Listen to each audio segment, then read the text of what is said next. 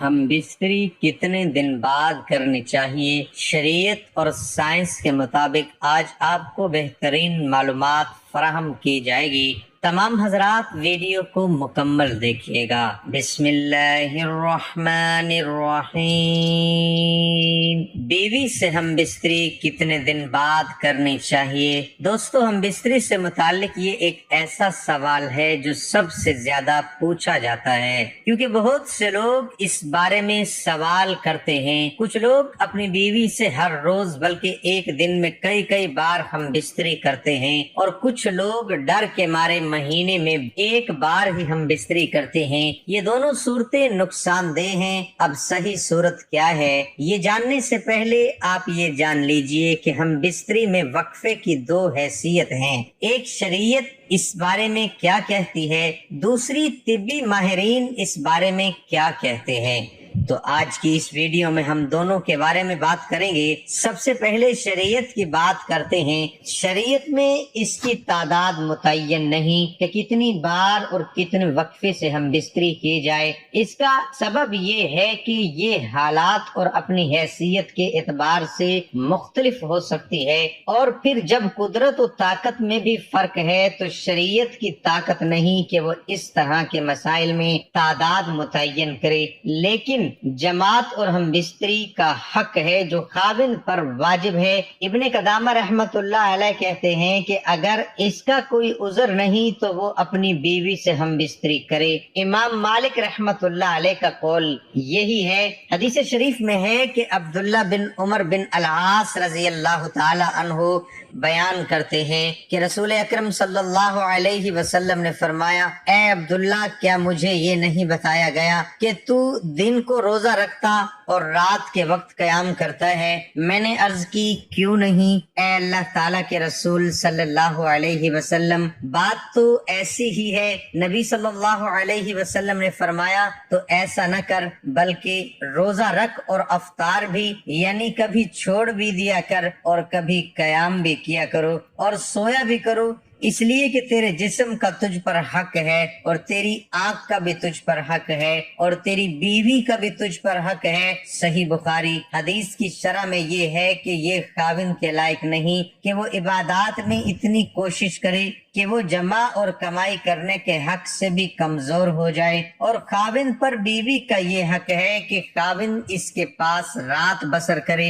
ابن قدامہ حنبلی رحمت اللہ علیہ کہتے ہیں، جب اس کی بیوی ہو تو اس پر لازم اور ضروری ہے کہ اگر اس کے پاس کوئی عذر نہیں تو وہ 4 راتوں میں ایک رات اس کے پاس بسر کرے۔ ابن تیمیہ رحمت اللہ علیہ کہتے ہیں، اور بیوی کے حسب خواہش خاوند پر ہم بستری و جمع واجب ہے جب تک کہ خاوند کا بدن کمزور نہ ہو، اور یا پھر اسے ایسا کرنا معاشیت سے ہی روک دے، اور اگر وہ آپس میں تنازع کا شکار ہو جائیں تو خاوند پر قاضی نفع کی طرح اسے بھی مقرر کر دے گا اگر وہ اس میں زیادتی کرتا ہو۔ شرعی طور پر مطلوب اور مقصود تو یہی ہے کہ خاوند کی ہم بستری کے ذریعے سے بیوی کو فحاشی اور غلط کام سے بچایا جائے، اور ہم بستری بھی بیوی کی خواہش اور اتنی ہی جس سے یہ بچاؤ ہو سکے، تو اس طرح اس کے لیے 4 مہینے یا اس سے زیادہ اور کم کی مدت مقرر کرنے میں کوئی وجہ نظر نہیں آتی، بلکہ اس میں تو یہ ہونا چاہیے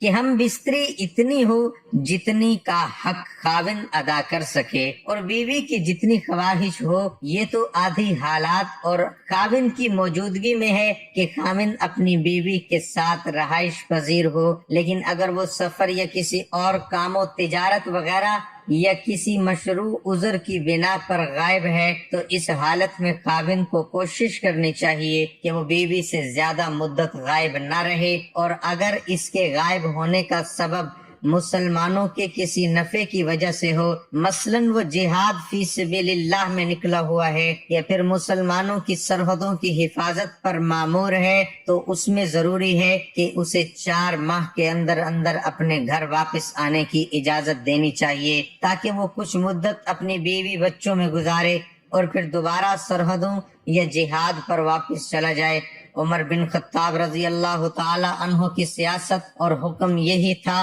کہ انہوں نے فوجیوں اور سرحدی محافظوں کے لیے یہ مقرر کیا تھا کہ وہ اپنی بیویوں سے 4 مہینے تک دور رہیں، اور جب یہ مدت پوری ہو جاتی تو انہیں واپس بلا لیا جاتا اور ان کی جگہ ہر دوسرے کو بھیج دیا جاتا۔ طبی ماہرین کہتے ہیں ایک جمع سے دوسرے جمع میں اتنا وقفہ ہونا چاہیے جس سے قوت مردانہ میں کمی واقع نہ ہو، اور جب بھی جمع کیا جائے اس سے حقیقی لطف حاصل ہو۔ حقیقی لطف حاصل ہونے سے مرد کی جنسی قوت کمزور نہیں ہوتی اور عورت بھی مطمئن اور خوش رہتی ہے۔ طبی لحاظ سے 3 سے 7 دن بعد جمع کرنا چاہیے۔ 3 دن سپرم بنتے ہیں اور 4 دن بعد تحلیل ہو کر جسم کا حصہ بن جاتے ہیں، کیونکہ دن میں 2 بار یا روزانہ جمع کرنے سے چند ہی روز میں شدید کمزوری، سستی اور بلڈ پریشر کا مرض لاحق ہو سکتا ہے اور اکثر جوڑوں کا پانی ختم ہو جاتا ہے۔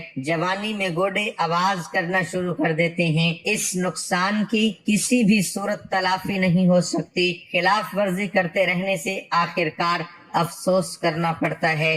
زیادہ منی کا اخراج بار بار نہیں ہو سکتا کیونکہ یہ چیز انسانی جسم میں وافر مقدار میں نہیں بنتی۔ طبی لحاظ سے 4 سے 7 یوم بعد جمع کرنے سے جسم میں کسی قسم کی کمی یا کوئی کمزوری نہیں ہوتی، وہ قدرتی حقیقی لطف حاصل ہوتا ہے۔ تمام زندگی تک مختلف امراض سے بچا جا سکتا ہے۔ ناظرین، ایک تحقیق کے مطابق روزانہ جنسی مباشرت مردوں میں مادہ منویہ یا سپرم کے معیار کو بہتر بنانے میں مددگار ہوتی ہے، جس کی وجہ سے بیضے کی 12 آوری نسبتاً زیادہ آسانی سے ہو جاتی ہے۔ اس بات کا پتہ اس وقت چلا جب ایک مطالعے کے دوران ایسے مردوں کو روزانہ مادہ منویہ خارج کرنے کو کہا گیا جنہیں باپ بننے میں مشکلات کا سامنا تھا۔ 1 ہفتے کے اس عمل کے بعد دیکھنے میں آیا کہ ان افراد کے نطفے کے جو نمونے حاصل کیے گئے ان میں DNA کا نقصان کم تھا۔ دعا ہے کہ اللہ تعالی ہم سب کو شریعت کے مطابق ہم بستری کرنے کی توفیق عطا فرمائے اور ہم سب کو پکا اور سچا مسلمان بنائے اور ہم سب کو دین حق پر چلنے کی توفیق عطا فرمائے۔ ناظرین، نماز کا اہتمام لازمی کریں۔ نماز پڑھنا ہر مسلمان مرد عورت پر فرض ہے۔ نماز ہمیں بے حیائی اور برائی سے روکتی ہے۔ نماز شیطان کا منہ کالا کرتی ہے۔ اللہ تعالی ہم سب کو 5 وقت کی نماز باجماعت ادا کرنے کی توفیق عطا فرمائے۔ آمین ثم آمین۔